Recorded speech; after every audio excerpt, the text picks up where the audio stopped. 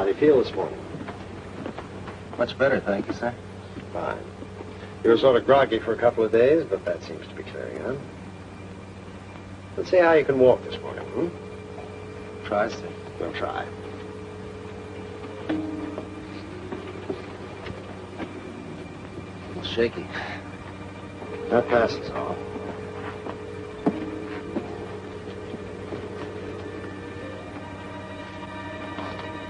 By the way, I don't think I know your name. Neither do I, sir. Don't you know who I am? That's why I tried my little experiment just now. I thought maybe if I popped it at you without warning, you'd just answer, and that'd be that. But you must know.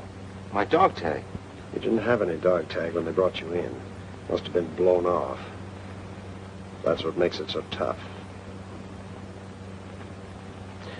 That'll be all for now, nurse. Help him back to his deck chair, please. Yes, Major.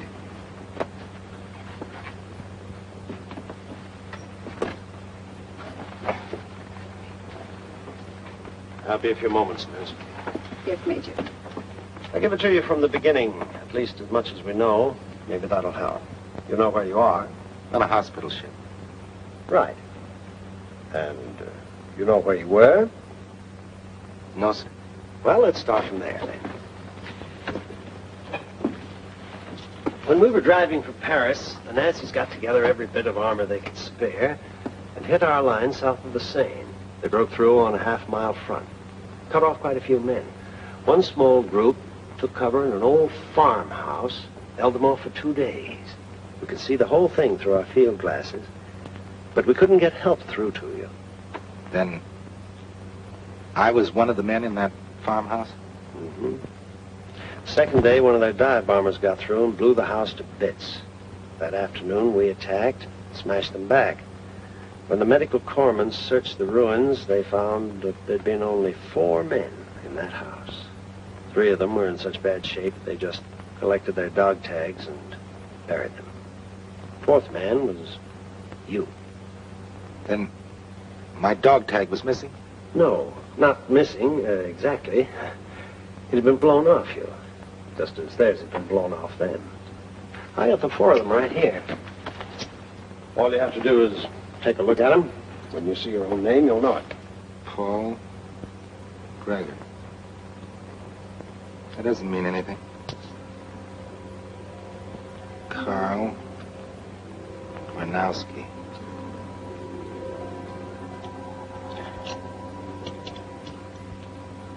Joseph Loring. Loring. Peter Anderson. Anderson. Peter Anderson. None of them means a thing to you. Not a thing. Well, now, don't let it worry you.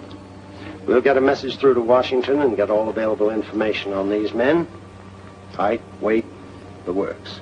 In the meantime, as I said before, don't let it worry you.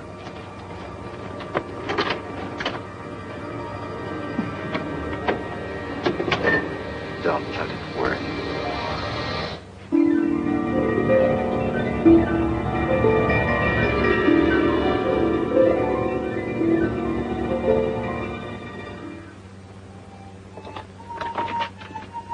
Major Williams will see you now. Thank you.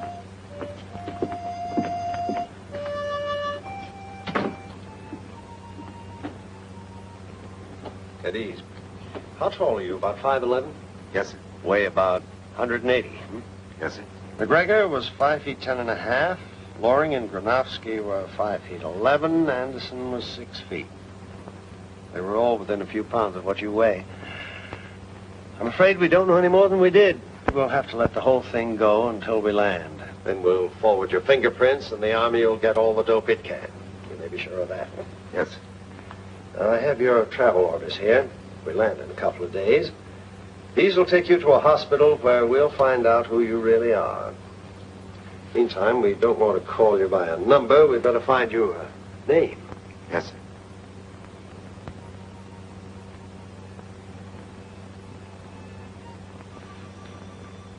How about John? Johnny? Okay. Johnny what?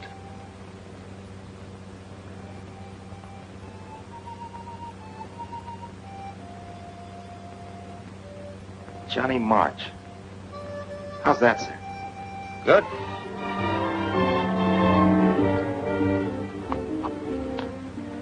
Thank you, sir. That's all.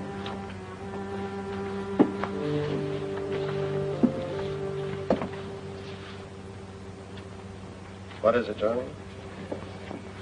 About those 4 men, sir.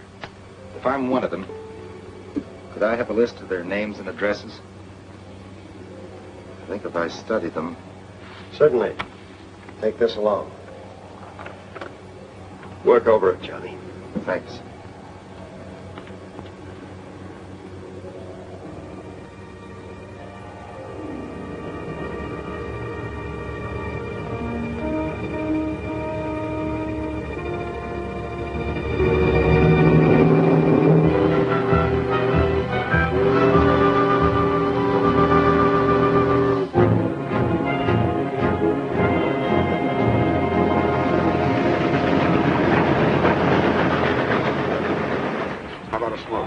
No, thanks.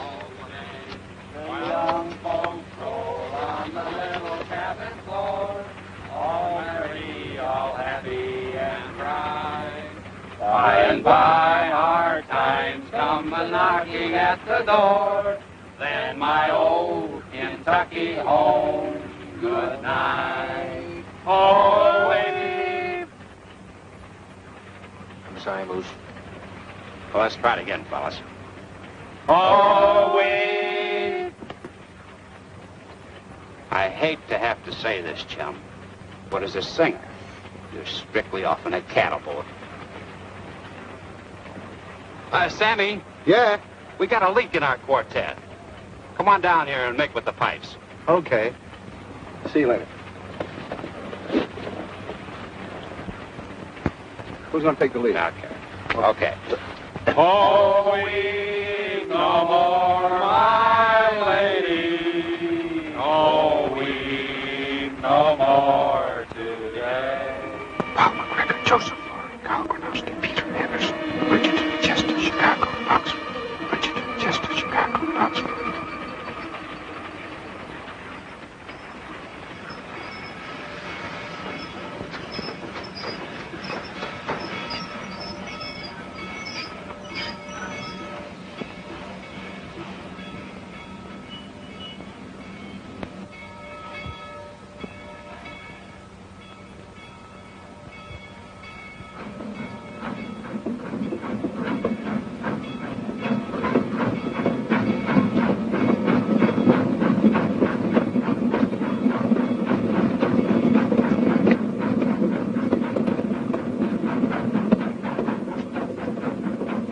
See you guys later. Okay, Sammy.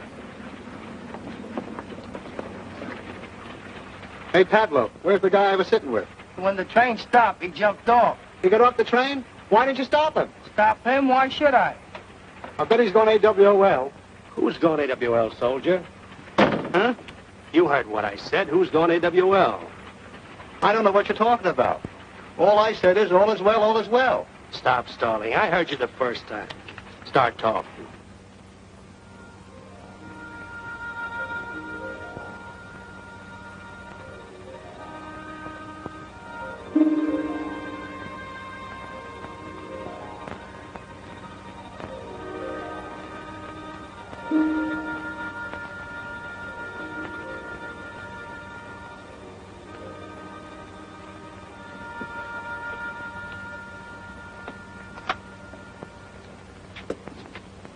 Yes?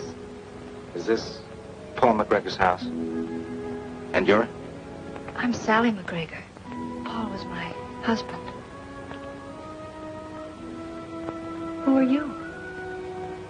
It's John March. I was with Paul in France. Won't you come in? Please.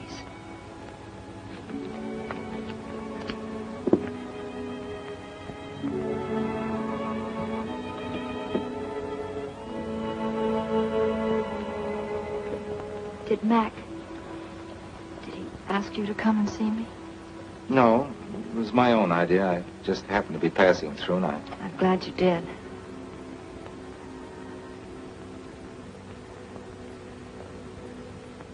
Were you with him when... Yes. Did his knee bother him much?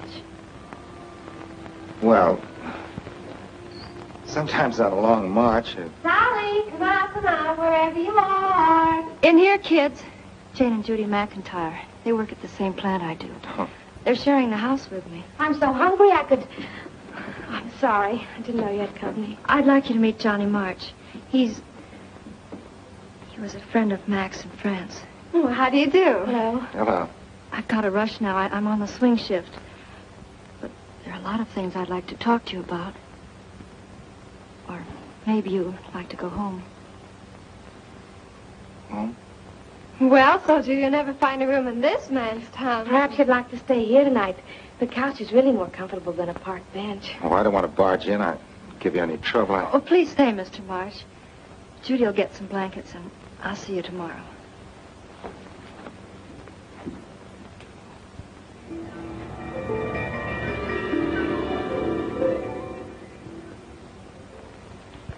Don't spoil me, Johnny March. I'm not used to having things done for me anymore.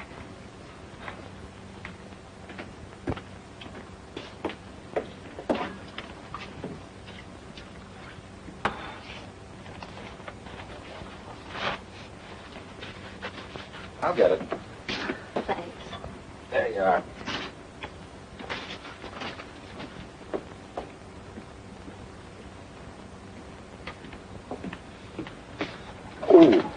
You sit down. I'll pour the coffee. Time do you have to go to work? This is my night off. Oh, you're going to take it easy, huh? You can call cooking dinner and sewing, ironing, and doing odd jobs around the house taking it easy. Maybe you ought to go out to dinner. Go out to dinner? Yeah. I haven't been out in months. That's what I figured. That's why I said I thought maybe you ought to go out. With me.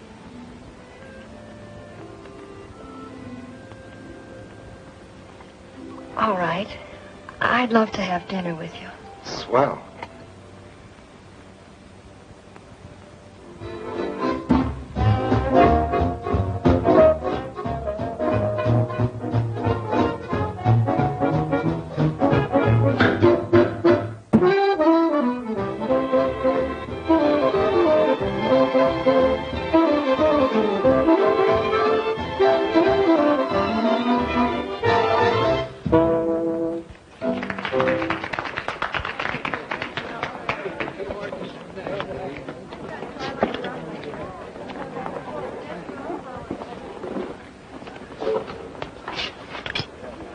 Have some more coffee? Nothing more, thanks. Having a good time? I don't know, Johnny. It's been so long, I've forgotten what it means to have a good time. I guess I am having a good time. Should I be? Of course you should. And that could be the first one to want you to. I don't know. Mac didn't have much time for fun during the 6 months we were married. 6 months? Didn't Mac tell you? He owned a fleet of trucks, and his work kept him so busy on the road that we hardly had time to get used to each other when... Oh, they're the Bartletts. Mr. Bartlett gave Mac his first job. Do you want to ask them to sit down? Let's. Hello, Mrs. Bartlett. Mac. Sally, when did he get back? Oh, Sally, I'm sorry. Perhaps you'll excuse us. We're having dinner with the... over there. Come, Martha.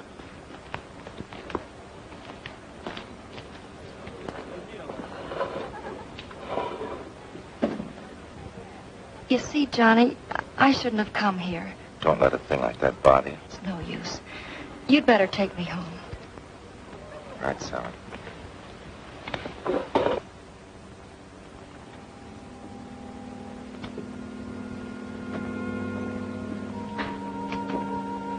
Sorry about what happened tonight, Sally. Don't worry, Johnny. I'll see you in the morning. Don't go.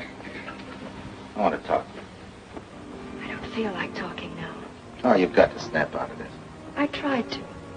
And you saw what happened. Sure, I saw what happened. I saw you quit. Quit without a fight.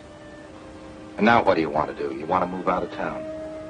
Give up your friends. Give up your home. Because it reminds you of Mac. Sally, it should remind you of Mac. He fought for this. He gave his life so that you could live here. Oh, please, Sally, listen to me. You can't stop living just because you were hurt. These surroundings are part of you. Part of your life. You've got to love them again. The pictures that Mac helped you hang. And the chair next to the fireplace where he always smoked his pipe. Mac and his pipe. He never was without it, was he? Oh, that isn't the point. I'm just trying to show you. Answer me, Johnny. Answer me. You lied to me. You never knew Mac. He never smoked a pipe in his life. Oh, please, Sally.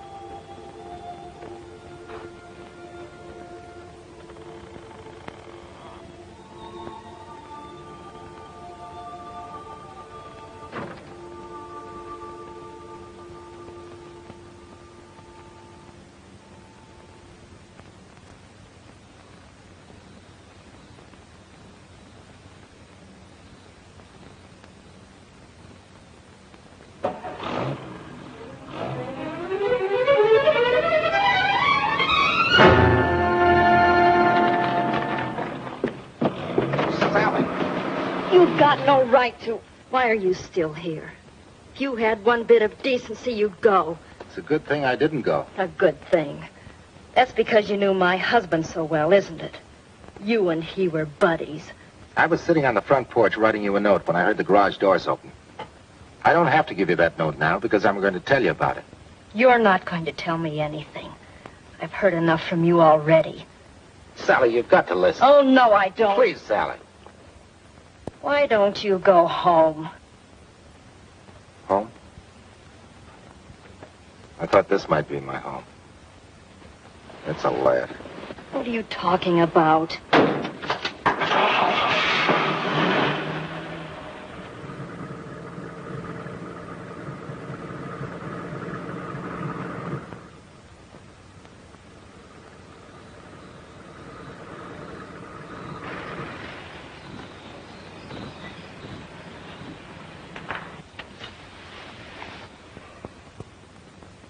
You think I'm a phony, don't you? But I had to come here, Sally. I had to find out something.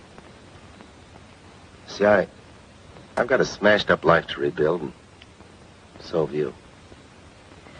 What have you got to rebuild? You came back. All you have to do now is pick up where you left off. It'd be swell if I knew where I left off. Meaning? Meaning there There really isn't any such person as Johnny March.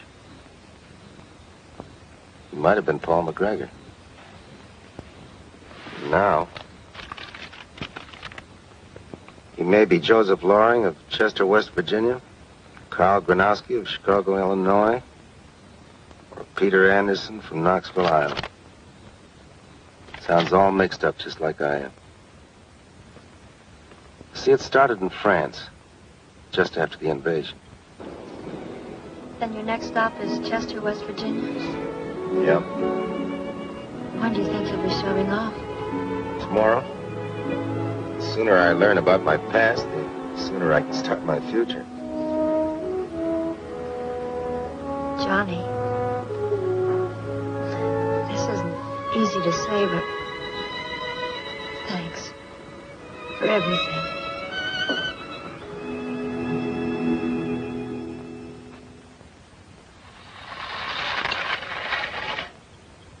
Better come in and get ready if you want that lift to New York. Stan will be here in a few minutes. All right.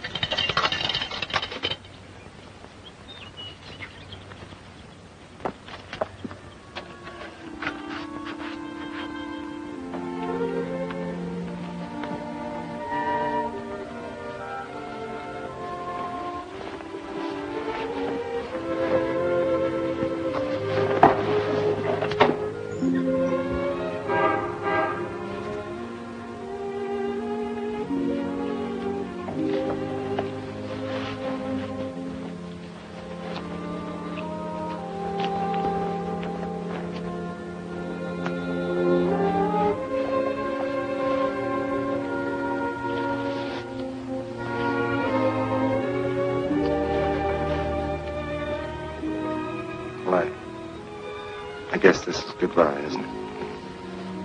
I guess it is. We'd better go, Johnny.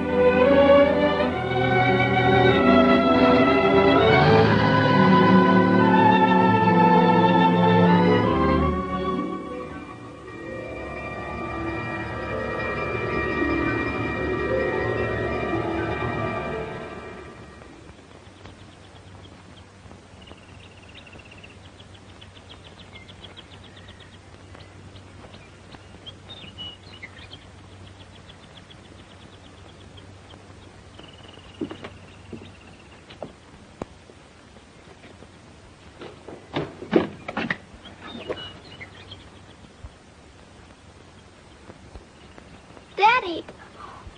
Oh, Daddy, I'm so glad you come back.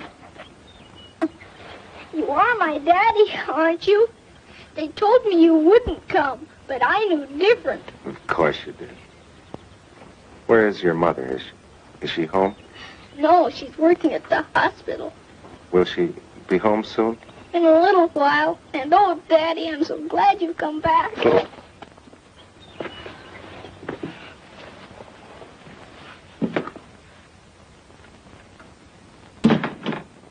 There, son. Take it easy. I'm all right now. You haven't told me how much I've grown, Daddy. Haven't I grown a lot? Oh, you're positively enormous. Enormous? I haven't learned that word yet. What's it mean? It means you've grown so big, I doubt if I'd recognize you.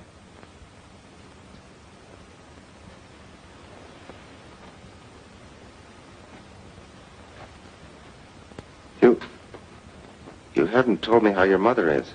Pretty well, I suppose. She used to cry a lot at night and wake me up, but now I have my own room. Daddy? Daddy? Shh.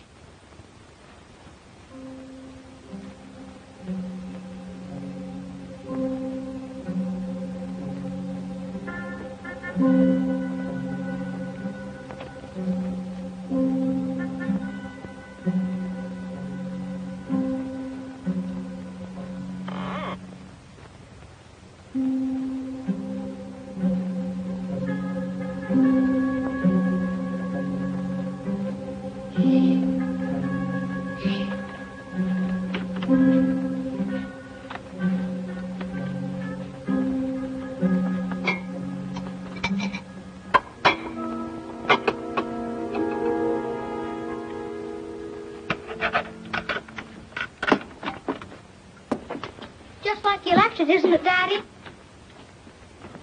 Will you work here all the time, not just nights? Why do you ask that? Well, Mommy said you did your best work here. She did?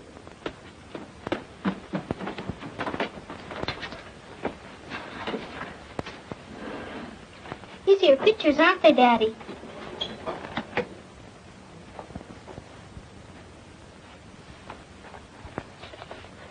Say, this is all right. It's good, isn't it? Huh? When nobody was here, Daddy, I used to look at these pictures. You did? Which one do you like the best? I like this one. I'm building a house just like it. You are? It's a real pretty one, isn't it? You bet it is. I'd like to live in a house like that. You would? Of course, I never touch it without I wash my hands real careful first, and I dried them real good, too. Let's look at the rest of the pictures, Daddy. You bet, son. Uh-oh.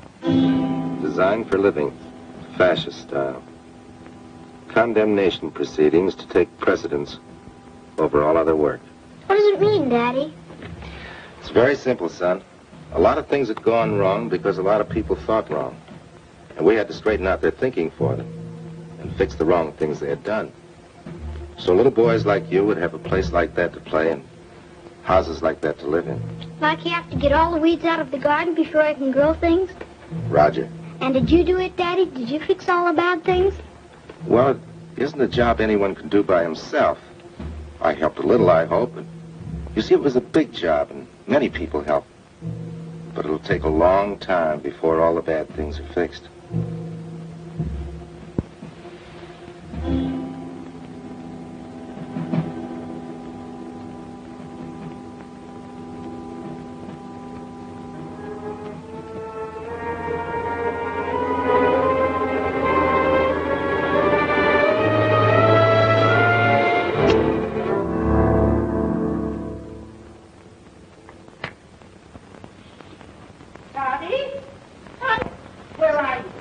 Your mother? It's Miss Carew. She takes care of me when Mummy's in the hospital. I don't like her very much, Daddy. You better answer her. Toddy, do you hear me? I'm here, Miss Carew, in Daddy's workshop, and Daddy's here, too. What? Toddy Lawrence. Who is this man? He's my daddy. Who are you? He's my daddy. I tell you, he is. He is. Tell her, Daddy. It's a strange situation, Miss Carew. And a difficult one to explain. You see, Toddy and I were talking it over and we weren't quite through, so if you could give us a few more minutes together. But I don't see why. I assure you it'll be all right. Well, a few minutes then. Thank you. Yeah, there's nothing to cry about. You're a big boy. But why did you tell me you were my daddy? Well, it's like this, Toddy. Your daddy sort of sent me to you. Well, he was one of the finest, bravest men in the whole world. And I want you to always remember that. He was a good soldier, and good soldiers don't cry. And you've got to be a good soldier. You have a job. Roger. That's the boy. I must go. Don't go. I want you to stay. I have to go, Toddy. I've got a job to do, too. Come on, fella.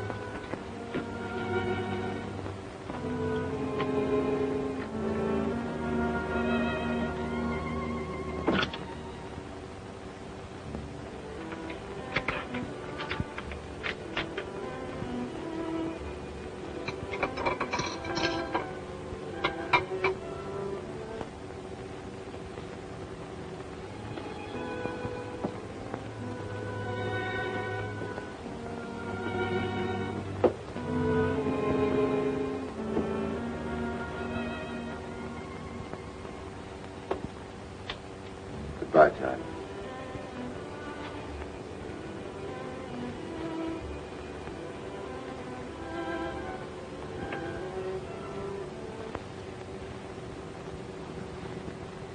So long, Sully.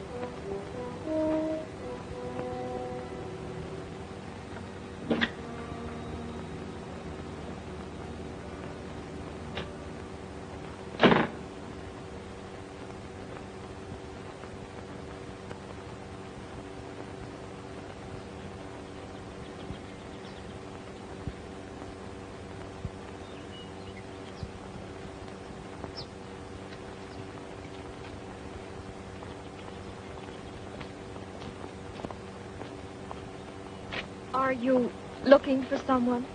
Sort of. Can I help you? I'm afraid not. Thanks, anyway.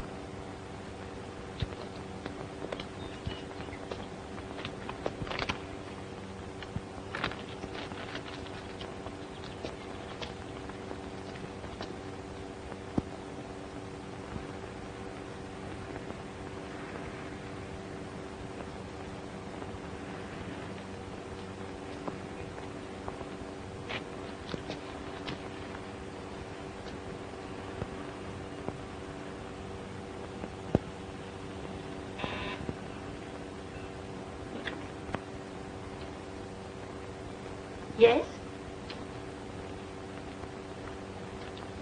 I'm sorry to bother you, but I'm looking for the Granowskis. Granovskis, they don't live here anymore.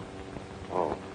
We don't know them. One of them went into the army, and his brother moved away just before he came in here. I wonder if by any chance you'd know where they moved to. Leo, come here a minute. Sorry to put you to all this trouble. Now what is it? Always you got some... Fine thing, Maria. Keeping a soldier standing outside our door. Where's your manners? Ask him in. I just wanted some information. I'm looking for the Granowskis. Well, there is only one of them left. That is Joe, the younger one. He works by Frank Sirocco's on Rush Street.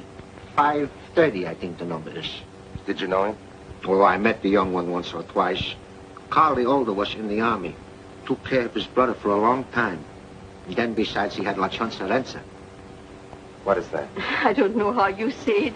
It means like healing hands. He used to take care of things that are sick. Dogs, cats, birds. I remember we had a man like that in the old country. In our village, we thought he was better than any doctor. I see. Well, thank you very much. You're welcome. Maybe you like I fix a cup of tea for you and a nice piece of comb with it. Thank you, but I'm sort of in a hurry. Goodbye. So long, soldier. Goodbye, soldier.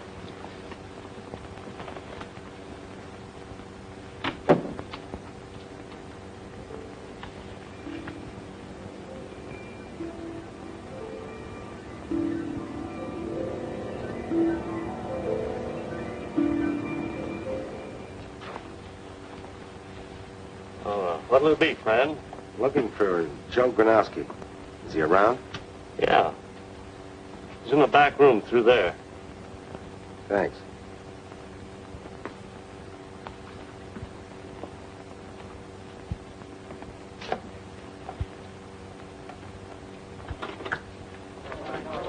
Dixon Hialeah, Indian Summer, Colombo, Gadget.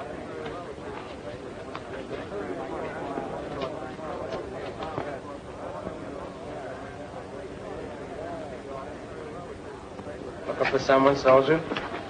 Yes, Joe Granowski. Over there, first window, but he's kind of busy right now.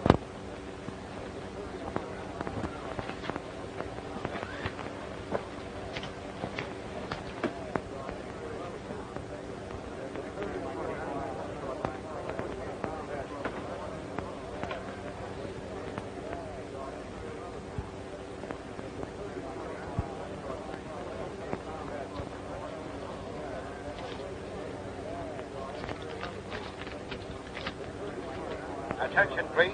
Attention, please. The fourth at Pimlico. The fourth at Pimlico. Scratch. Number 3. Scratch. Number 3.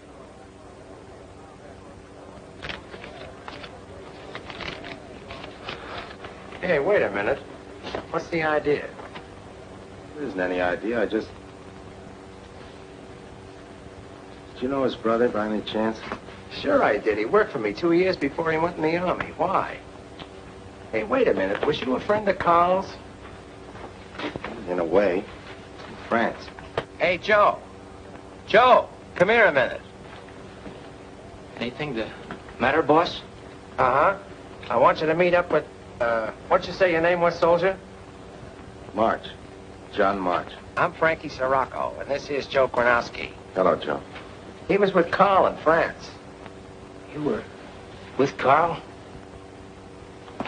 Hello, Frankie. How's Trix? Hi, Rocks. Hello, boys. Hi. Hello, Mr. Donnelly. I better get back to the window and... Stick around, kid. Boys can get along without you. But the last race... I said stick around. Something I want to talk to you two about. But it can wait till the customers leave. Donnelly's her name. Rox Donnelly. John March. Ah. This is indeed a pleasure, Mr. March. Well, Frankie, while we're waiting, how about a little liquid refreshment, huh? Sure, Rox. What'll it be, soldier? I'll have beer. I'll have a straight bourbon. Same here. Wait a minute. Wait a minute. Give Mr. March his beer. Me and the boys will have 3 milks. Now, wait a minute, Rox. Just because your liver's kicking up. Shut up. What's it all about? Pay no attention to these characters, Frankie.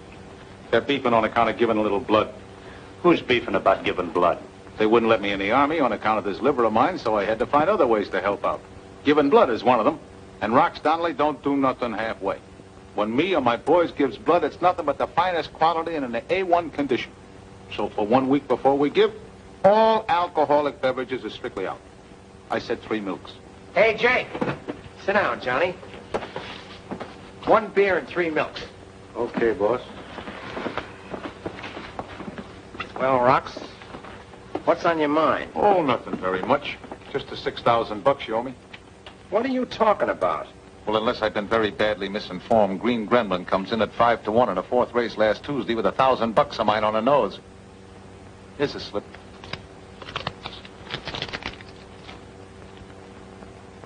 Joe, get me last Tuesday's book. There's no need to, Frankie. It's not in there. Well, you can say that again. But what I want to know is... Hey. Wait a minute. That's right. I did it. Rox met me on the street and gave me the money to put on Green Gremlin. I needed that money. And I had a hot tip on another horse. So I gave Rox the slip, never entered it in the book, and put the dough on my horse. But Green Gremlin won. Oh, you dirty double-crossing lumpy. Take your hands off me. Ah, the soldier's right, Frankie. Rough stuff ain't gonna get you no place. I put down $1,000 and my horse won. I don't care who pays me, but I want the $6,000 that's coming to me, and I want it now. Keep your shirt on. You'll get your dough. This is what I get for getting mixed up with a guy who's... Look out! Look out! Just that! Hey! Somebody turn on the lights. He's been hit twice in the shoulder and the chest. Somebody get an ambulance, quick. All an ambulance. Who is this character? Danny Partridge. One of Reynolds' monkeys. Why would Spade be sending a guy around to put the heat on Joe? He wasn't after Joe. Me. You see, Frankie, I ain't been making any secret how I felt about that dough you owe me. Must have given Spade an idea. He figures if he can work this deal, it'll look like you and me had an altercation and you plugged me. Well, boys, guess we got a job to do. Let's get going. Okay. Oh, you better bring little Rollo. We may need him. It'll be a pleasure. Come on, unconscious. How do you feel, Joe? Not so good. Take it easy. The ambulance will be here in a few minutes. I always wanted to ride in an ambulance. Only what, Joe? would you do me a favor? Sure I will. Just in case things don't work out so good. Will you come to the hospital with me? You bet I will. I don't get it. I can't figure the angle. Can't figure what angle. Well, Joe ain't crooked, I'll swear to that. But this deal that he's trying to pull on me is more How's than the kid? Resting easy. That's doctor talk for a guy being out like a light. But they'll call us when he comes to. Hey, Rox, what's with the glim? Uh-oh. I guess I bumped into a door. I don't suppose nothing was happening to Spade Reynolds while all this was going on. Reynolds. I don't think I ever heard of the gentleman. Mr. March, Yes. you can come in for a few moments now. We just finished getting the information for the police reports. He's been asking for you. Thank you. How about us? Well, he's not very strong yet, but I guess it'll be all right.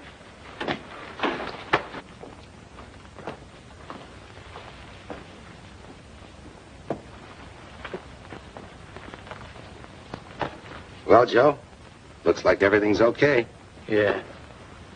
Just my luck. Say, look here, kid, there's something I gotta know. Was you aware of the fact that Spade had a guy looking for me? Nah, not till I saw a guy standing there with a gun in his hand. Well, then why did you yell? If you'd have kept still and let him burn me down, you wouldn't have to worry about the $6,000. Why did I do it? I guess it's just that I'm a sucker. You think a guy that thinks enough of something to stop lead is a sucker? Don't you? I'm just wondering about your brother. You keep him out of this. Carl took care of both of us until he went in the Army. Just before he left, he told me he was fighting for a right. His right to become a doctor so he could help me. And look what it got him. I figured one chump like that in the family was enough. Well, if you had it figured out that way, why did you look out for me, a guy you just tried to double-cross? I just told you why. Because I'm a sucker. A chump. If you hadn't stopped them bullets, Rocks would have been colder than a pair of Eskimos' ankles. And then nobody would have owed nobody nothing. Right, Rocks?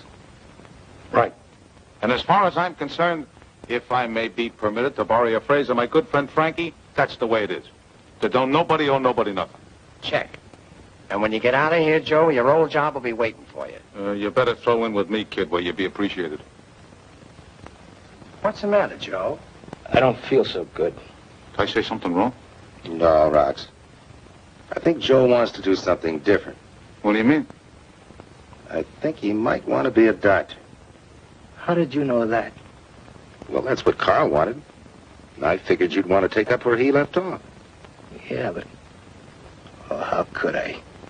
College and medical school, that takes a lot of money. Well, don't worry about that, young fellow. That'll be my department. And say, listen, while you're studying all that stuff, will you learn something about livers? Like any right-thinking businessman, I got to figure on getting some return on my investment. And it's a funny thing about my liver. I'm sorry, but you'll have to go now. Oh, yes, miss. Yeah. So long, kid. Be seeing you. Be seeing you. Goodbye, Joe. Goodbye. I want you to know. Don't try to talk anymore. So long.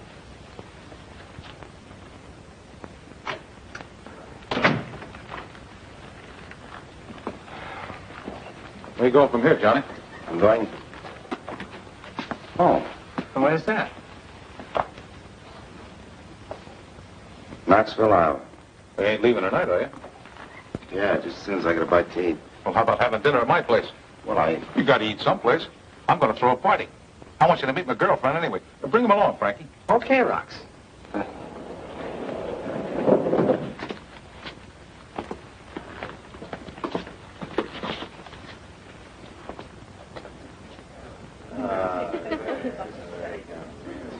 Ladies and gentlemen, I wish to propose a toast to Rocks Donnelly. Here's to your good health, Rocks. Thanks. And aren't we glad you still got it? Oh, Wanda, I want you to meet Johnny March. And Johnny, I want you to meet Wanda. Hello. And make sure he enjoys himself. See you later. Hello. I've been watching you, soldier. Would you like a light? Please. And I get the general idea that you're not having such a good time. Tell you the truth, I was just leaving. I'll stick around. I was getting a little bored myself. Rocks tells me you just got back from overseas. Yes, I did. Well, after what you've been through, doesn't this sort of thing make you just a little sore? Well, parties are the thing that guys overseas dream about. What else do they dream about, soldier? Well, this isn't exactly the place to talk about dreams. I can do something about that. Come on. Come on.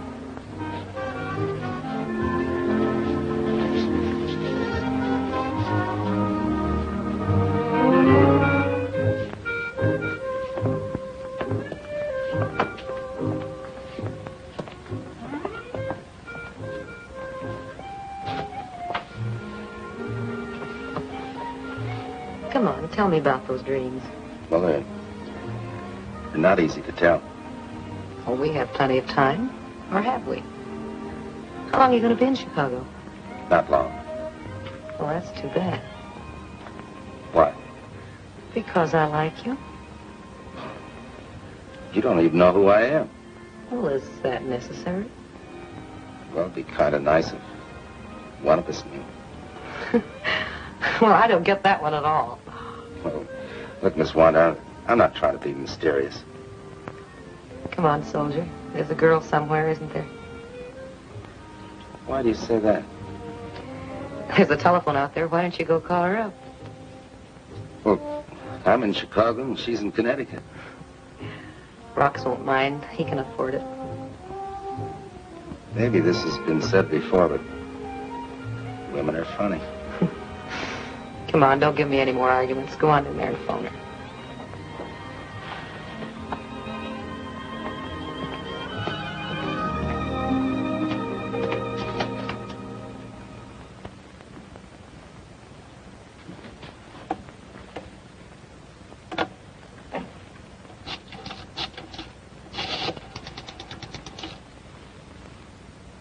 Operator, I want Mrs. Sally McGregor at Bridgeton, Connecticut. That's right, Bridgeton. Bridgeton.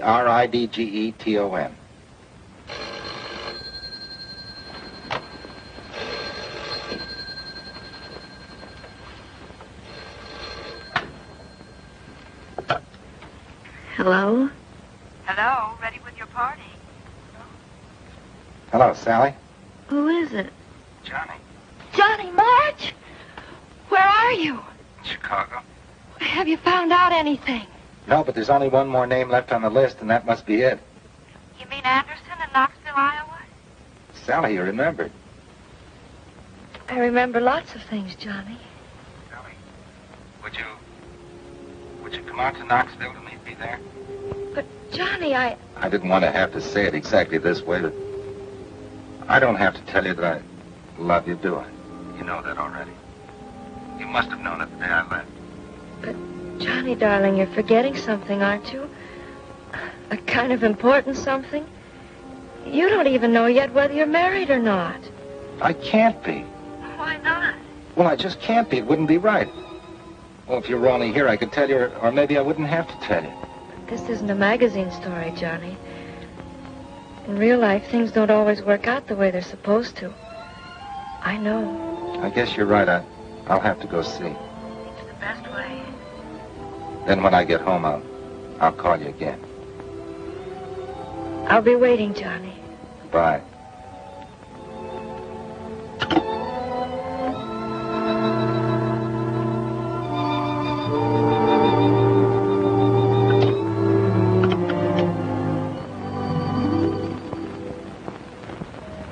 Okay? It's going to be. That's great.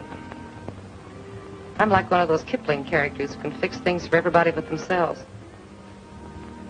You don't want to go back in there, do you? I don't want to seem ungrateful, but I've got a long way to go. So I better get going. Well, then don't bother to say goodbye. The library's in there. The elevator's across the hall.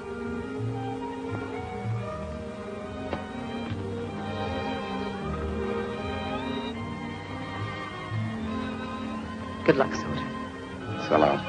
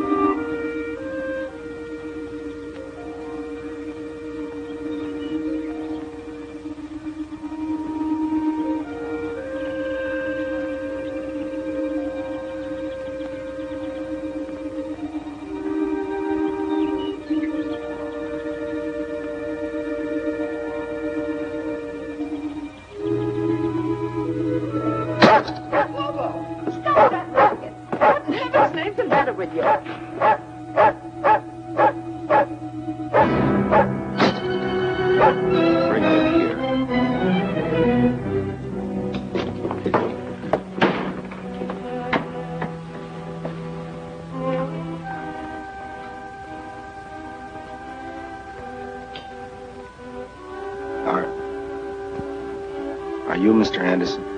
Yes.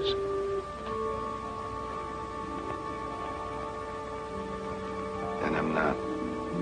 What's the matter, boy? Oh, nothing. I'm sorry about all this. It wasn't your fault. You see, we had a son about your age. For a long time, he was missing in action. Last week, we got official notice. Hobo's the one that's to blame. He was Peter's dog. And when I saw him jumping on you, I forgot he acts like that towards every soldier. Thanks, Dad. You look tired, boy. Have you come a long way? I have come a long way. We were just going to sit down for supper. You'll stay and have a bite, won't you? Will I? Of course you will. Sit right there. Yeah. I'll have supper ready in a minute. Dad, call Harry. Yes, Mother.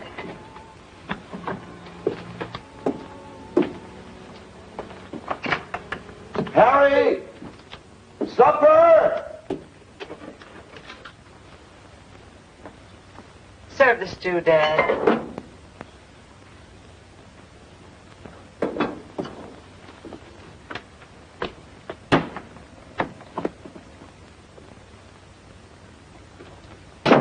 Hello, Harry. Hello. This is... You didn't tell us your name, son. John March. This is Johnny March. And this is Harry Parker.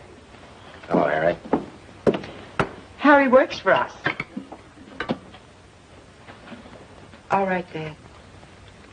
Dear Lord, inasmuch as this food of which we are about to partake comes to us out of thine infinite loving kindness, grant that for what we are about to receive, we shall be truly grateful. Amen. Amen.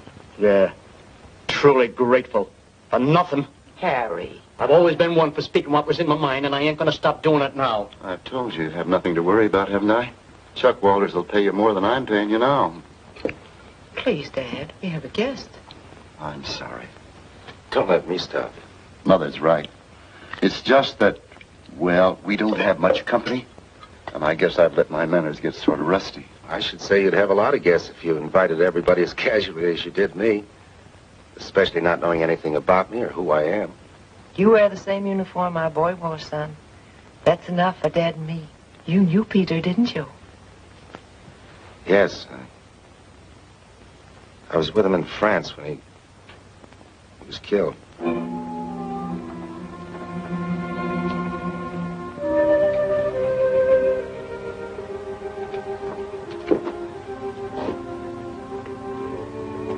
But you knew about it. Mr. Anderson told me. Yes, we knew. We received a telegram last week. It's just that Peter and his father were so close. I knew you had something to do with Peter.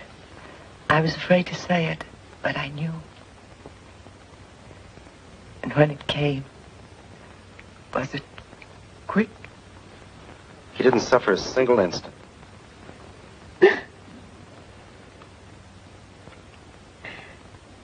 I know how difficult it must be for you to talk about it, especially when you're so tired.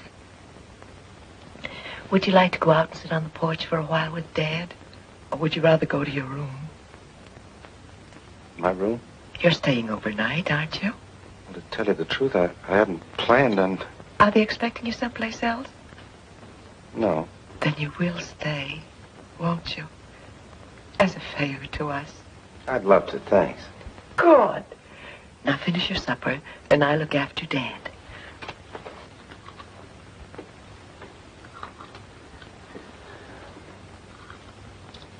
I guess the Andersons were pretty cut up when they heard about the death of their son, weren't they? Yeah, she's quieted down a bit now, but Anderson ain't been the same since it happened. He just don't seem to give a hoot about anything anymore. That's why he's getting rid of the place. Selling out? Yeah. Tomorrow, lock, stock, and barrel. They're moving into town. Mrs. Anderson don't want to go. Neither do I. We've argued with him for hours at a time, but it don't do no good. Certainly in a hurry, wasn't he? He says the sooner the better.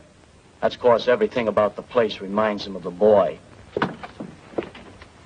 Finished, son? Yes, thanks. How's Mr. Anderson? He's all right. He isn't as young as he used to be, and things upset him more somehow.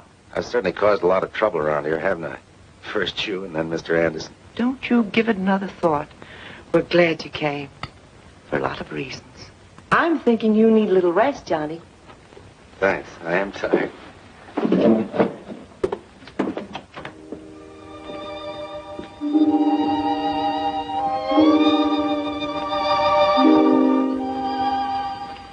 This was Peter's room.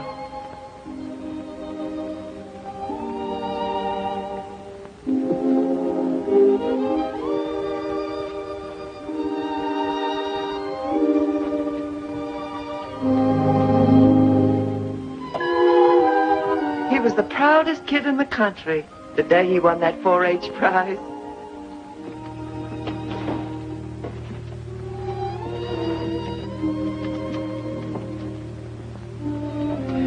Rest well, son.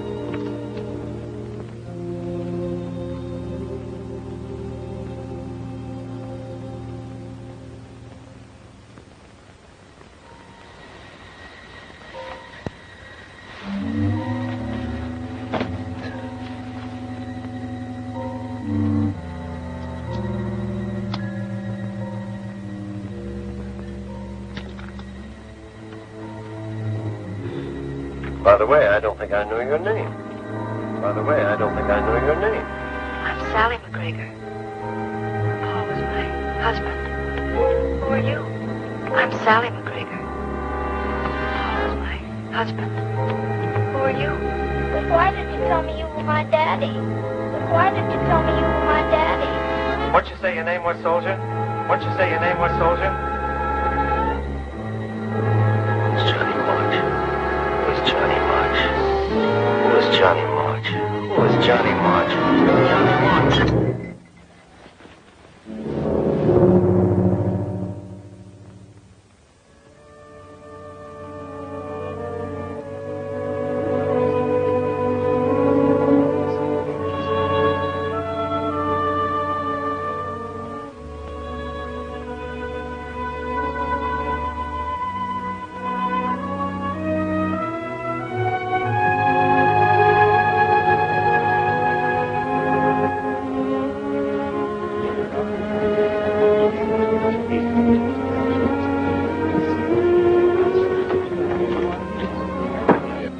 Kind of got you down, hasn't it?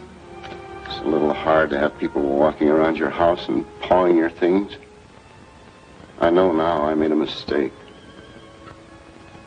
I guess I'll just sit up here out of the way until it's over.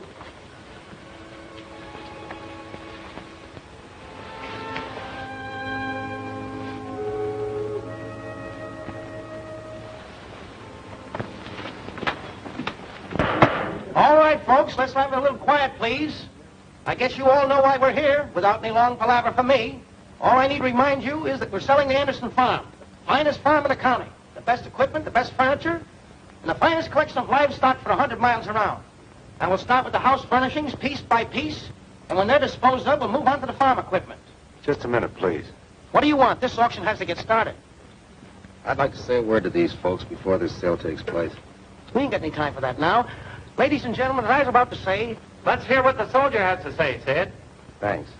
It's just that I don't think this auction should be held. I know that Mr. Anderson decided to sell this farm, but when he made that decision, he wasn't himself. I think you all know the reason why. You see, this just wasn't a farm to him. It was something far more precious, something that he and his son had built together. Now that son is gone. But as long as this farm endures, something of that boy will remain to give hope and consolation to two hearts. His father's and his mother's. Mr. Anderson doesn't see it that way now, but he will. For there isn't anything more important in the whole world than the love of a mother and a father for a boy that's gone.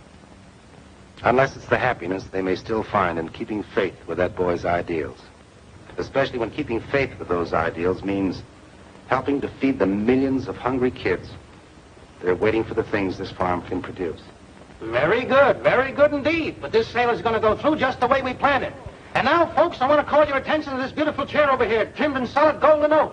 I saw the invoice on this myself, and I don't mind telling you, the Andersons paid a pretty penny for it. Yes, sir. Made by the best manufacturers in Grand Rapids. Who'll make me an offer? It's in first-class condition. Come, Lem, how about you? You could use this chair over there.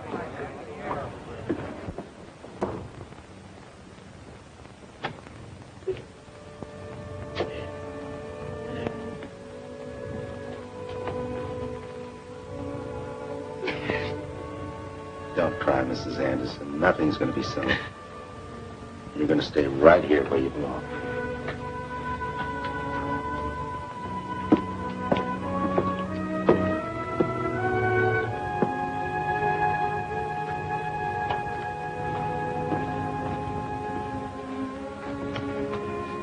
I guess I don't have to tell you that I'm grateful for what you did. You've both been very kind. I just want to say that... I'll get it. Hello? Who? Yes, he's here. Johnny, it's for you. For me? Yes.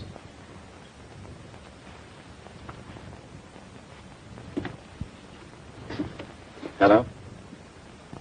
What? I'll be right over. Mr. Addison, can I borrow your truck for a little while, please? Sure, son. Just in the driveway. Thanks.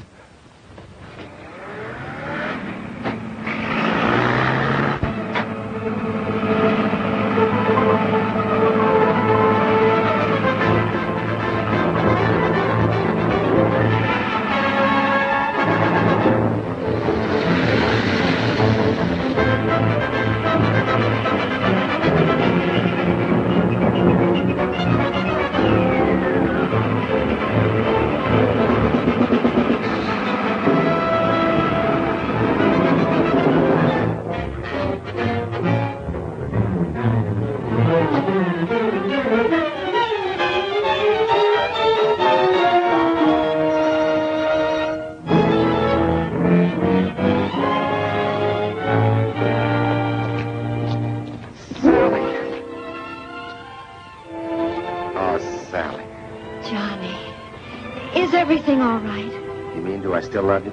You know I do. I know, but have you found out who you are? You're Peter Anderson? No, I'm not, but don't let that upset you, honey.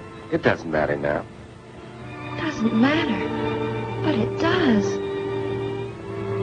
Yes, it does matter.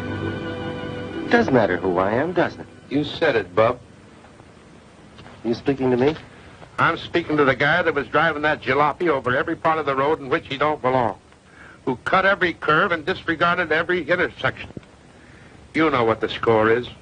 We'll start with your driver's license. Driver's license. I don't have any, at least with me. You're making it swell for yourself, aren't you? Suppose we go see the judge now and you can tell your story to the both of us at the same time. Please, not now. I just got here a couple of minutes ago. Came all the way from Connecticut, and I... Anything the matter, officer? No, at least nothing I can't handle. Just one of your boys driving without a license and violating every speed law in the book. Where are you from? I don't know. What do you mean you don't know? Let me see your papers. Papers? I haven't any. AWOL, huh? This is getting good. Well, if you guys will just keep your shirts on for a couple of minutes, I might be able to explain things. Maybe you won't have to. What's your name? Johnny March. That's what they call me. Uh-huh. I'm sorry, officer, but the Army has first call on this man. We've been looking for you for about a week. Looking for me? March John. It says here you disappeared off the train on your way to a hospital without having been officially discharged. You better come along with us and talk to the CO. Please, may I come too? Well, I don't... What I always say is a feminine touch always gums things up good. Sally, you better take the truck back to the Andersons. It's out in front. Come on. Thanks, officer. Okay.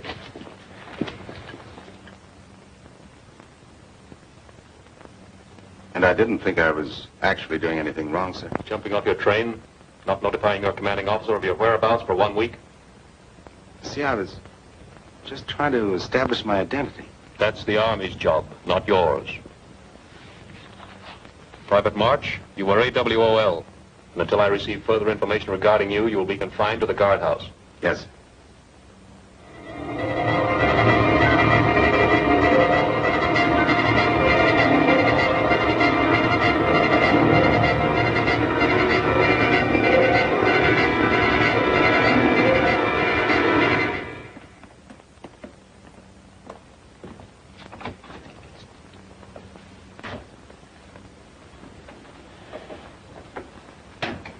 McGregor, I'd like you to meet Major Brown of the Medical Corps. How do you do? Major Brown is a psychiatrist. Sit down, won't you? Thank you. We sent for you, Mrs. McGregor. You found out who he is? Yes, we know who he is. But before we tell him, we'd like to try to make him find out for himself. It's better if he remembers. We asked you to come in so that when we question him, it won't appear in the nature of a test. Private March is here, sir. Send him in. Yes, sir.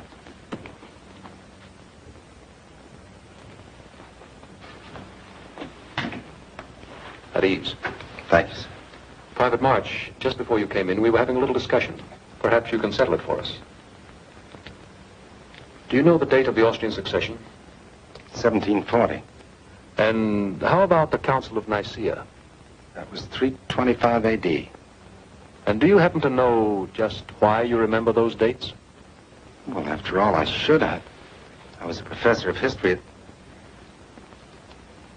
Sally, Then you do remember who you are. Yes, sir. And your fingerprints verify the report beyond doubt, Captain. Captain? Yes. Captain Aldrich flew his plane in over a farmhouse in which 4 American soldiers had been trapped, hoping to drop food and supplies to them. Just as he came over, a German dive bomber came in and blew the farmhouse to bits. Just how Captain Aldrich escaped when his plane exploded is more than the authorities can state at this time. Suppose we just check this report. Yes. Name? Charles Aldrich. Age? 33. Next of kin? Orphan. Marital status? Single. That's all.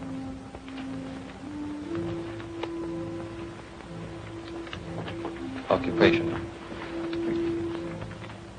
Occupation. He's a father, a brother, a son, a husband. He's a doctor, a farmer, an architect, a truck driver. He is all men. The principles they believed in and fought for are still living in him. And from now on, it's going to be his job to stand for those things. Because when Johnny March came home, they came home too.